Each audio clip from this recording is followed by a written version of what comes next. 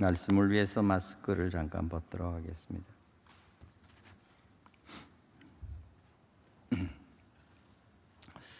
할렐루야. 오늘 맥주 감사 주일인데 한 해의 첫 열매 곡식을 하나님 앞에 드리는 기념 예배가 오늘 드리는 예배입니다. 여러분들의 가정, 산업 그리고 모든 것에서 첫 열매의 신앙으로 하나님 앞에 가장 소중하고 가장 귀한 것을 주 앞에 드리는 그러한 믿음의 신앙이 될 수 있기를 간절히 바랍니다. 이 맥주 감사주일은 첫 번째 추수 감사주일입니다. 보리와 밀을 추수할 때 하나님께 바치는 하나님 앞에 제사하는 그러한 절기이죠. 지금 이 우크라이나와 러시아의 전쟁으로 인해서 세계에 가장 많은 밀과 그리고 밀을 경작하는 이 두 나라가 전쟁으로 인해서 밀가루가 이 밀이 천정부지로 값이 오르고 있다고 합니다.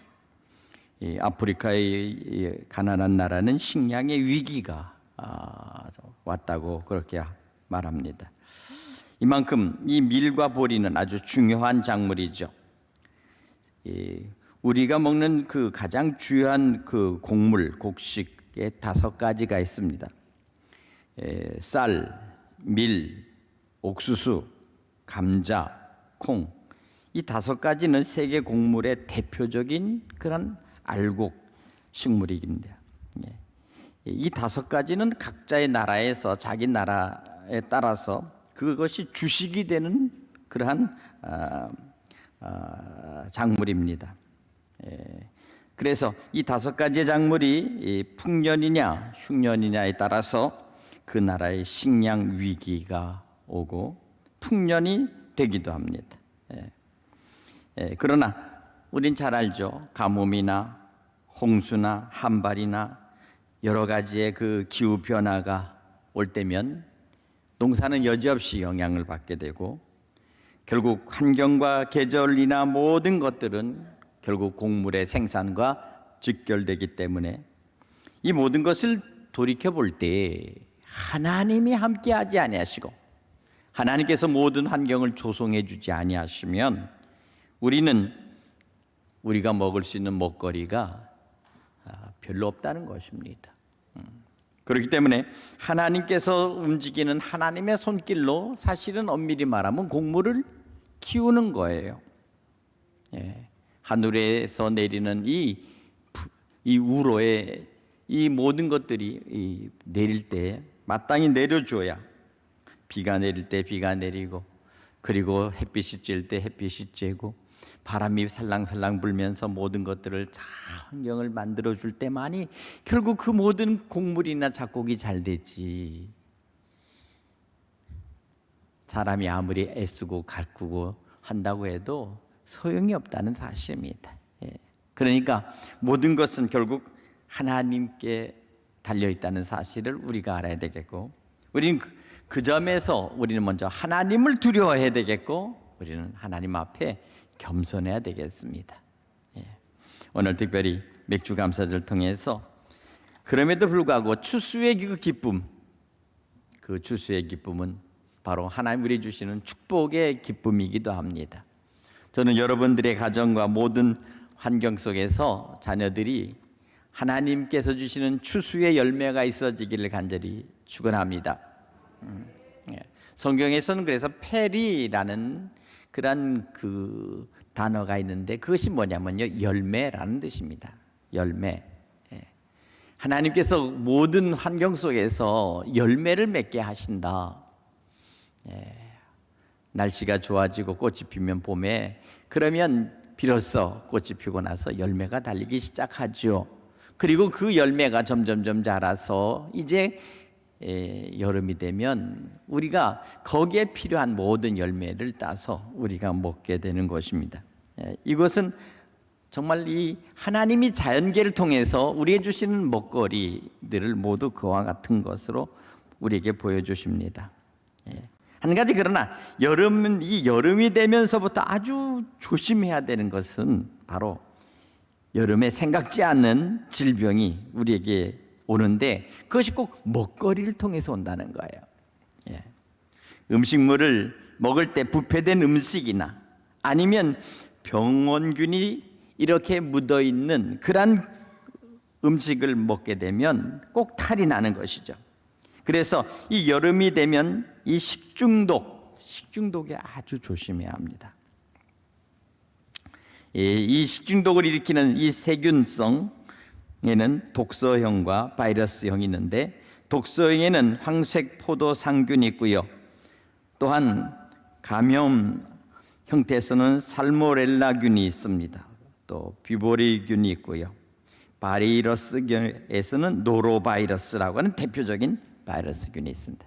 대체적으로 이 세 가지 것이 있는데 이 세 가지가 한번 어떤 식으로든지 우리에게 걸리면 굉장한 고통과 그리고 아픔을 주고 아주 건강에 치명상을 입게 한다는 것입니다.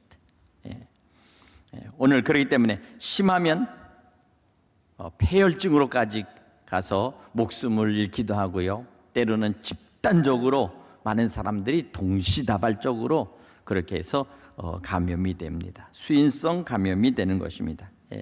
그래서 예전에는 콜레라든지 이런 것들이 한번 돌면 굉장히 조심을 했지요. 오늘 우리는 집집마다 대형 냉장고가 하나씩 다 집집마다 있더라고요. 그 안에 음식들이 가득가득 들어있는데 잘못하면 그 안에 잘못하면 부패되거나 상한 음식 그런 것들로 인해서 만일 먹거리를 하다 보면 우리가 굉장히 고통을 받을 수 있습니다. 조심해야 합니다. 그러니까 하나님 우리에게 주신 가장 축복된 모든 것이랄지라도 음식이랄지라도 결국 그것을 우리가 어떻게 관리하느냐에 따라서 결정적인 우리에게 해가 되기도 하고 결정적으로 우리의 건강에 도움이 되기도 합니다. 이렇습니다. 이렇듯이 우리에게 있어서 가장 또한 중요한 것은 우리의 육체, 바디, 몸에 대한 것들이 그렇다면 또 한편에는 우리의 영혼, 영과 혼의 이것이 얼마나 중요하냐는 거예요. 영혼을 관리하는 것에 대해서 우리는 신경을 쓰고 우리는 그것을 조심해야 합니다. 마음을 빼앗기지 않고 우리의 영이 침체되지 않도록 사람이 낙심되고 절망하고 그리고 살아갈 때 힘이 없고 살 기분이 안 나고 우울하고 답답하고 바로 그런 것들은 바로 우리 마음에 문제가 있고 마음을 빼앗게 되는 성경에 보면 우리의 영과 혼을 잘 관리하기 위해서 주님께서는 우리에게 말씀합니다. 마치 사탄은 우는 사자처럼 두루 삼킬 자를 찾나니 오늘 우리의 상태가 어떠한가 우리의 영의 상태가 어떠한가 우리의 마음과 혼의 상태가 어떠한가에 따라서 사탄은 그 영혼들을 낚아채고 달라들어서 움켜쥔다는 겁니다. 제가 며칠 전에 TV를 봤더니 그 문어라는 그 있잖아요. 문어 다리에 있는 거 그죠? 그 문어가 뭘 먹고 사나 늘 궁금했어요. 근데 보니까 TV 보니까 개를 잡아먹고 살더라고요. 개 아시죠? 이렇게 두 개 된 거. 근데 그 개가 낙지한테 걸리면 꼼짝을 못 하더라고요. 꼼짝을 못 해. 얼마나 잽싸게 달라들어갖고 그 개를 움켜쥐고 나서는 그 날카로운 입으로 개 껍딱지를 확 벗겨가지고는 그 다음엔 그냥 개 살을 갖다가 다 파먹어 버리는지 야, 저 대단하구나. 저 문어라는 게 저런 거구나. 고기만 잡아먹는 줄 알았더니 저 딱딱한 개도 잡아먹는구나. 그런 생각을 했습니다. 근데 가만 보니까 또 그럼 문어는 누가 잡아먹나? 궁금하잖아요. 그랬더니 물개가 달라들어갖고 문어만 보면 물개가 막 미친 듯이 좋아하더라고요. 꼬리를 치고. 그래가지고는 여지없이 그냥 문어를 갖다가 마치 배구공 갖고 놀듯이 물개가 입으로 막 집어 던지고 놀고 그러다가 잡아. 그래도 세상에 저런 게 다 있구나. 물개가 참 좋다, 순하다, 사랑스럽다 하는데 그걸 보니까 또 정이 뚝 떨어지더래. 그럼 사람은 뭘 먹나? 이 사람은 문제입니다. 사람은 뭐 닥치는 대로 먹어 치워버립니다. 어쨌든 제일 무서운 게 사람이죠. 그러나 사람을 먹어 치우고 사람을 완전히 장악하는 게 있어요. 이게 뭐냐? 마귀와 사단의 세력이다. 할렐루야. 우리의 영과 우리의 혼을 장악해서 완전히 우리를 잡아서 완전히 조종하고 그리고 우리를 억누르고 고통스럽게 하는 이 사단의 세력. 특별히 오늘 이 사단의 세력에 의해서 움직이는 그러한 많은 보이지 않는 세상, 이걸 교회라고 그래요. 이게 그런데 이 문제는 뭡니까? 이 교회라는 형태를 띄었는데 그 속에는 이 사단이 장악을 한 것입니다. 이들이 누굽니까? 바로 이단이죠. 통일교. 이번에 일본에 있는 아베 전 수상을 저격해서 결국 죽였던 그 배후에는 결국 그들에게 영향을 주고 그 가정에게 영향을 줬던 것이 바로 통일교입니다. 문선명교회입니다. 문선명교회. 문선명이가 지금 미라가 돼서 저 가평에 있는 무슨 그 궁전에다가 미라로 갖다가 잘 모셔놨다고 합니다. 지금 그런 상태죠. 일본 사람들한테 이 저기 헌금을 받아내기 위해서 뭘 했냐면요, 금으로 만든 미륵불을 갖다 팔았답니다. 미륵불. 미륵이라는 단어가 뭡니까? 불교에서 나오는 거잖아요. 그렇죠? 미륵. 천태종에서 미륵이 되는 겁니다. 석가가 아니라 미륵. 미륵이란 말은 뭐냐면 그 산부처라는 말이에요. 산부처. 살아있는 부처가 미륵이다. 이게 바로 불교에서 나오는 용어요. 그리고 미륵불은 살아있는 부처. 그러니까 우리로 말하면은 예수 그리스도, 바로 그와 같은 존재를 미륵이라고 합니다. 그랬더니 통일교의 문선명이가 미륵불의 모습으로 딱 나타나서 금으로 만든 미륵불을 갖다가 일본 사람들한테 다 팔아버린 거예요. 그 막대한 돈을 받고. 그러니 그걸 하나씩 사다가 그 많은 헌금을 하고 그 앞에서 절을 하고 기도하고 그렇게 하면서 하는 그것이 바로 오늘의 일본의 바로 통일교입니다. 지금도 역시 그 장사는 계속하고 있죠. 바로 그겁니다. 구원의 주가 누구냐? 미륵불이다. 미륵불이 누구냐? 살아있는 문선명이다. 이렇게 했는데 문선명은 죽어서 지금 시체가 돼서 저 가평에 미라로 남아있어요. 이게 바로 통일교의 실체입니다. 오늘 그렇습니다. 수많은 사람들의 생각을 갉아먹는 것이고 그 가정에 있는 그 가정을 완전히 망해서 결국 그것을 가지고 있어서 통일교를 일본에다가 제일 먼저 들어오게끔 허락을 해준 사람이 아베의 아버지였던 그 수상이었다고 그러죠. 그래서 결국 아베를 미워했고 결국 총 쏴서 아베를 죽여버린 겁니다. 이유는 그렇대요. 어쨌든 저는 그렇게 들었으니까 원인이 그렇다는 겁니다. 제가 무슨 얘기를 하냐면 그거예요. 영과 혼과 육을 갉아먹는 이 사단의 세력들이 결국 예수 그리스도의 복음을 가칭해서 사람들의 생각을 좀 먹고 그리고 그들을 장악한 상태에서 결국 그렇다 보니까 가정이 깨어지고 가정이 불행해지고 그리고 가정 속에 있는 모든 것들이 완전히 와해되어져서 결국 마지막에는 누군가를 죽이고 싶은 원한과 분노에 찬 사람으로 그렇게 했다는 겁니다.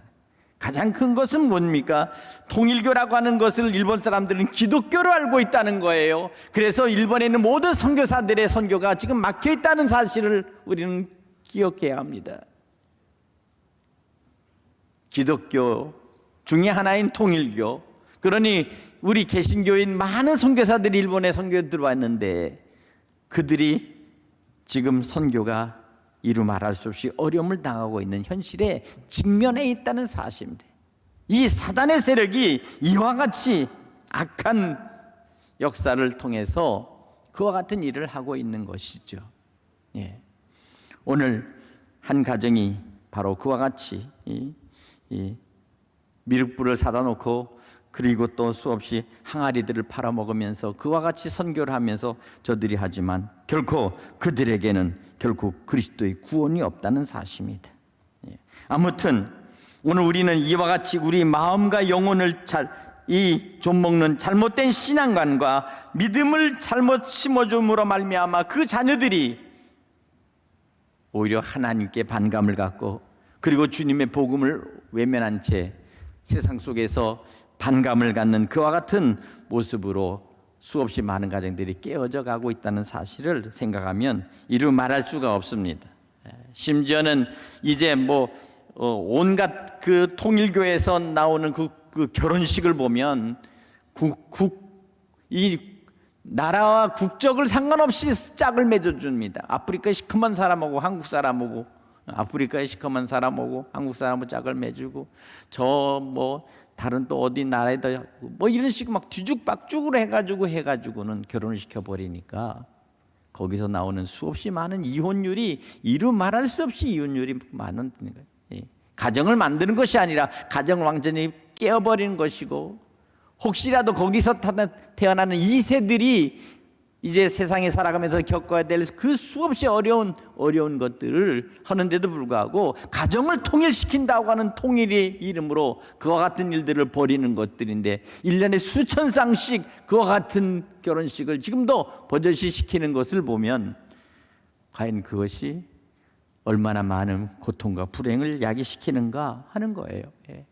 서로가 교제하고 서로가 남녀 간에 서로가 알아가는 것이 아니라 그냥 위에서부터 그냥 일방적인 그런 방법으로 교주의 이름으로 그렇게 해서 교족부보고 그렇게 해서 결혼을 시키는 이와 같은 일들이 지금도 버젓이 벌어지고 있는 이와 같은 현실 속에서 우리는 다시 한번 우리의 영과 혼을 우리가 잘 관리해야 되겠다 하는 생각을 합니다. 바른 신앙, 바른 믿음을 가지고 오늘 우리 속에 이 잘못된 가라지가 자라지 않도록 해야 합니다. 예수님께서는 비유를 들어서 말씀하는데 한 종이 와서 주인에게 말합니다. 밭에 가라지가 자라고 있습니다. 우리가 좋은 곡식을 뿌렸는데 어떻게 가라지가 나그는지 알 수가 없습니다. 했을 때 그 주인이 말합니다. 원수가 가라지를 뿌렸구나. 그대로 두어라.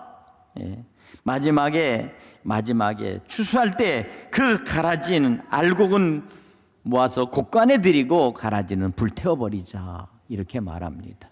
중요한 것은 것입니다. 좋은 밭이 날지라도 거기에 원수들이 마귀가 사탄이 거기에다가 가라지를 뿌리듯이 잘못된 곡식이 아닌 가라지 곡식을 맺지 않는 그런 그 잡풀, 그래서 그 곡식보다도 훨씬 억세고 크고 잘 자라는 것들로 해서 밭을 뒤엎어버리고 밭을 망쳐버리는 그와 같은 것을 하듯이 오늘 우리의 심령 속에도 마귀와 사탄이 우리 심령 속에 가라지 같은 것들을 뿌리고 그 가라지가 자라기 시작하면 우리 속에 원망과 불평과 불만과 미움과 원한이 가득 차서 마지막에는 결국 마음밭을 완전히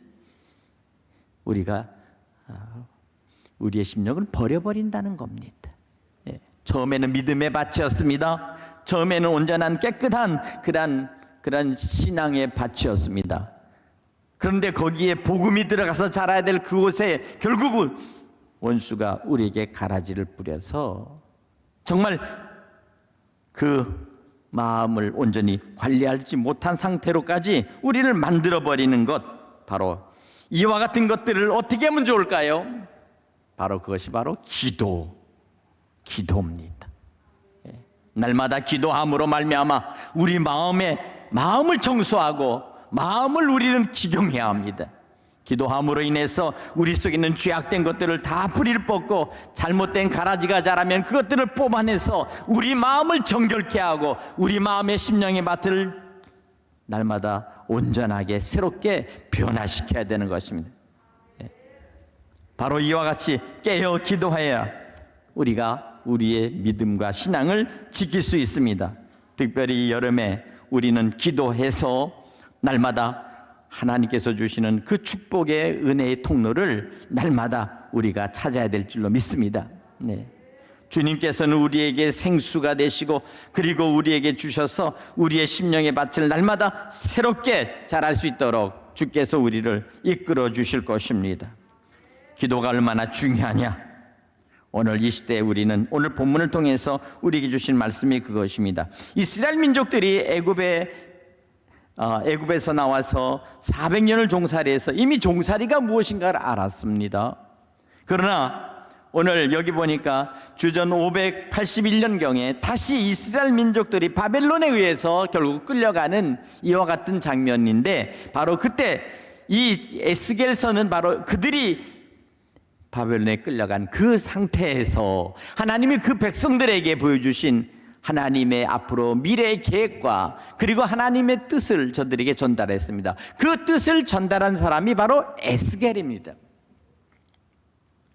이미 그들은 예루살렘 성전이 불타버렸고 그리고 유대나라가 완전히 황폐되었으며 3번에 걸쳐서 모든 이스라엘 백성들은 바벨론에 다 종살이하러 끌려가서 거기서 종살이하는 가운데 하나님께서 에스겔에게 임하셔서 오늘 하시는 말씀이 오늘 이 본문의 말씀이에요. 어떤 말씀입니까? 다시 한번 말씀을 다시 한번 읽어보도록 하겠습니다. 36장 32절. 주 여호와의 말씀이니라. 내가 이렇게 행함은 너희를 위함이 아닌 줄 너희가 알리라. 바벨론에 지금 70년 동안 지금 종살이하면서 이미 종살이하다가 끌려가서 병나서 죽은 사람도 있고요. 그리고 지금 그곳에서 자식 낳고 자식도 종이고 노예로 살아가는 사람도 있는데 하나님께서 에스겔에게 말하는 것입니다. 내가 이렇게 너희를 종살이하도록 이 바벨론에 처박아서 여기 끌려다니면서 이와 같은 고생하고 이루 말할 수 없게 하는 것은 너희를 위함이 아닌 줄 너희가 알리라. 이스라엘 족속아, 너희 행위로 말미암아 부끄러워하고 한탄할지어다. 하나님께서 예레미야를 통해서 이사야를 통해서 하나님께서 회개하고 돌아오라. 우상을 숭배하지 마라. 오직 여호와 하나님만을 섬겨라. 그럼 내가 너에게 복을 주고 너희를 지켜줄 것이며 너희 자손 천대 만대 내가 책임져 줄 거다라고 했지만 그들이 외면했습니다. 장사가 잘 되고 그리고 경제가 좋아지고 애굽에서 오는 물건과 저 북쪽에서 나오는 그것을 통해서 돈을 많이 버니까 그러니까 하나님을 섬기는 것들을 멀리했죠. 오히려 세상 속에서 환락과 그리고 모든 것을 누렸을 뿐만 아니라 이제는 우상을 숭배하기까지 거침없이 하고 심지어 아합과 에세벨은 이제 완전히 하나님을 멀리한 채 바알과 아세라의 모든 신전과 제사장들을 데려다가 거기다가 온 이스라엘이 바알 앞에 무릎을 꿇고 아세라에게 절하면서 그러면서 그들이 했을 때에 하나님께서는 엘리야를 통해서 엘리야가 하나님 앞에 기도합니다. 이 백성은 하나님으로부터 심판받아야만이 이 백성이 돌이킬 수 있습니다. 하나님 이 백성들을 보십시오 라고 기도할 때 3년 6개월 동안 비가 내리지 않고 결국 가뭄 속에서 마지막 굶어 죽는 그 상황까지 다다랐을 때 그때 마지막 단 한 사람 살아남은 엘리야, 그 엘리야가 마지막 바알과 아세라의 800명의 선지자와 함께 마지막에 결국에는 누가 진짜 하나님인가를 마지막 결판을 내는 그와 같은 일이 벌어졌잖아요. 누가 참 하나님이냐? 하늘에서 불을 내리는 신이 하나님이시다. 그게 참 신이시다. 결국에는 바알과 아세라의 선지자가 그렇게 기도하고 해서도 그들에게 불이 떨어지지 않았지만 하나님께서 엘리야 기도를 통해서 불을 내리시고 제단의 모든 것들을 핥아서 그날 그 바알과 아세라에 있는 모든 그 선지자 이방 선지자들을 다 붙잡아서 이스라엘 백성들이 다 돌로 쳐 죽였습니다. 800명을. 예. 그것이 얼마나 화가 났던지 이세벨이 너는 내일 살아남지 못할 것이야 하고서 마지막 경고장을 날리면서 잡으려고 했을 때 결국 엘리야가 두려우니까 호렙산으로 이제 도망을 가버렸습니다. 40일 40주야 도망가다 쓰러지면 하나님께서 까마귀를 통해서 먹이시고, 그래서 주야로 밤새 밤낮으로 도망가서 호렙산에 갔을 때 거기 하나님 계신 줄 알고 거기 엘리야가 서 있을 때 하나님 나타나지 않았습니다. 그러나 어찌합니까? 호렙산 굴에서 기다리다가 결국 지진이 나고, 그리고 바위가 터져 나가고, 그리고 폭풍우가 불고, 그렇게 하는데도 하나님 나타나지 않아요. 모든 징조가 나타나면 하나님 나타나는 줄 알았어요. 벼락이 떨어지면 하나님 나타나는 줄 알았고, 번개가 번쩍 치면 하나님의 음성이 들릴 줄 알았지만 하나님의 음성이 없었습니다. 지진이 나서 땅이 갈라져도 하나님은 조용하셨습니다. 그런데 그 후에 얼마나 지날 때 갑자기 세미한 음성이 들리는 거예요. 엘리야야, 내가 어찌하여 여기 있느냐? 내가 어찌해서 여기 있느냐? 예.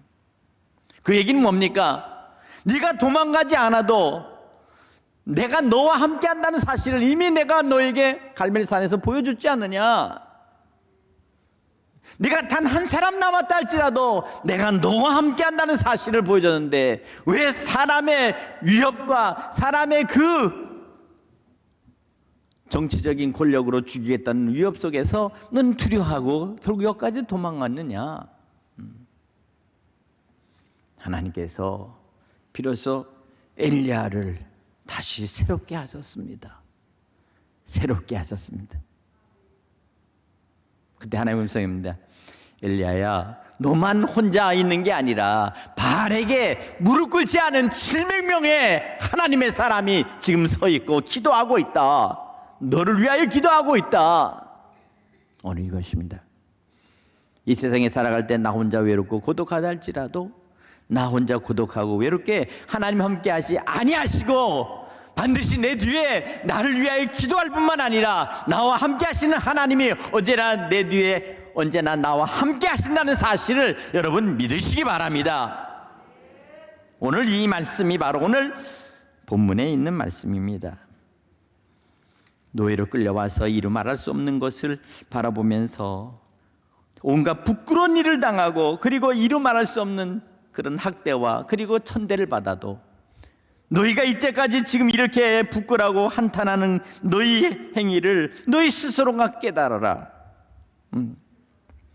그런데 여호와께서 말씀하십니다. 내가 너희를 모든 죄악에서 정결하게 하는 날에 성읍들의 사람이 거주하게 하며 황폐한 것이 건축되게 할 것인즉. 앞으로 미래에 대한 이야기입니다. 바벨론에서 그들이 지금 이루 말할 수 없는 고통을 당하지만 엘리야의 말에 의하면 이제 너희는 곧 이제 너희가 성결하게 되고 너희가 온전히 하나님 앞에 돌아와 주님 앞에 엎드려 우리의 죄를 회개할 때 그때 내가 너희들의 고역과 너희가 당한 그 고초와 너희들의 눈물을 닦아 다시 너희를 다시 부강케 할 것이고 전에는 지나가는 자들의 눈에 황폐하게 보이던 그 황폐한 땅이 장차 경작이 될지라. 사람들이 이르기를 이 땅이 황폐하더니 이제는 에덴 동산같이 되었고, 미래에 대한 하나님의 반드시 축복의 약속, 꿈의 약속이 보여진 거예요. 오늘 우리 이 민족도 일본에게 36년 동안이나 나라를 빼앗겼고 전쟁하면서 온갖 모든 도시와 그리고 모든 것들이 황폐화되었던 그 땅 위에 하나님께서 지금 이제 이렇게 다시 새롭게 건축을 시켜주셨어요.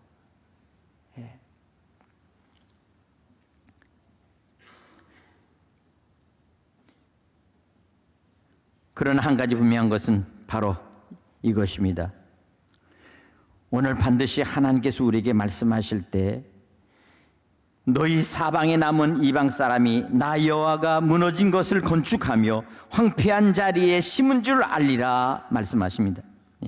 하나님이 축복해 주시고 하나님께서 세워주시면 무너진 것을 건축해 하시며 황폐한 그 자리에 하나님께서는 그 백성을 다시 심어 그곳을 새롭게 건축하고 그렇게 다시 세워나가는 축복을 허락하신다는 거예요.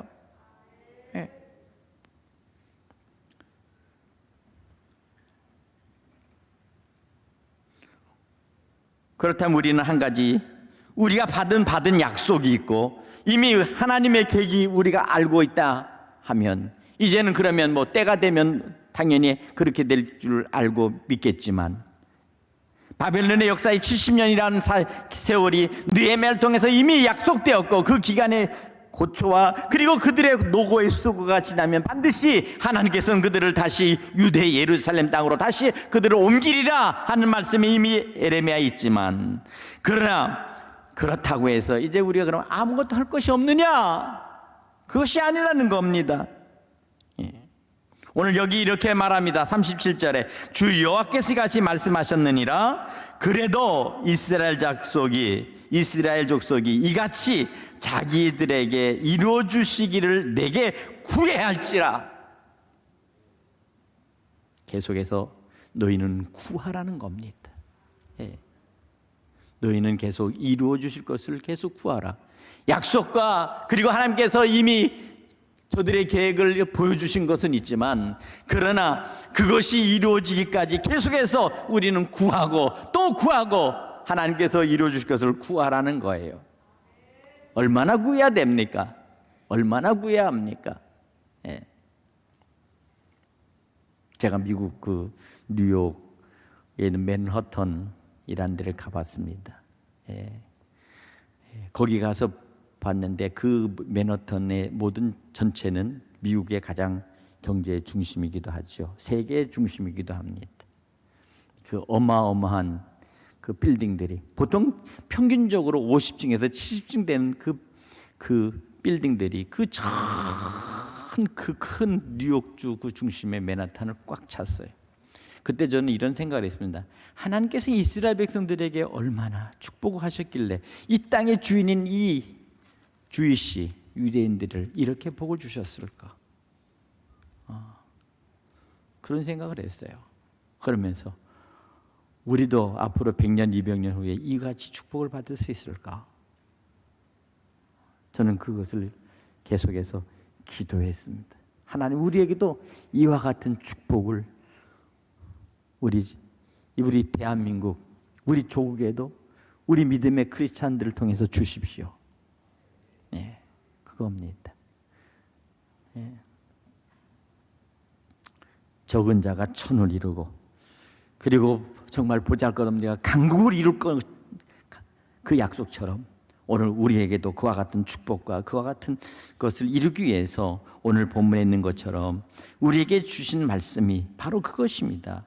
그래도 이스라엘 족속들이 이같이 자기들에게 이루어주기를 내게 구해야 할지니 내가 그들의 수요를 양떼같이 많아지게 하되 제사 드릴 양떼 곧 예루살렘이 정한 절기에 양무리같이 황폐한 성읍을 사람의 때로 채우리라. 그리한즉 그들이 나를 여호와인 줄 알리라. 황폐한 성읍을 사람의 때로 양무리의 때처럼 그와 같이 하나님께서는 채워 넣으신다는 겁니다. 오늘 이 약속의 말씀은 우리에게 주신 약속의 그림을 보여주시고 다음 미래 세대 우리 자녀들의 세대 속에는 그와 같은 하나님의 큰 그림이 그려지는 축복이 있어지기를 간절히 축원합니다. 맥주절을 통해서 지금 우리가 보는 것은 그저 그림의 이제 시작일 뿐이요 장차 앞으로 다음 세대의 믿음의 세대들이 그와 같이 축복을 받을 수 있도록 저들의 심령 속에 마음밭에 온전한 생명의 복음, 예수의 복음, 하나님의 말씀의 복음이 그들 속에 심어져서 정말 축복의 열매로 맺혀질 수 있도록 우리가 힘써 기도해야 되겠습니다. 기도하고 또 기도해서 그와 같은 축복을 누릴 수 있도록 하나님 도와주시옵소서. 이렇게 기도할 수 있기를 간절히 바랍니다. 기도하겠습니다.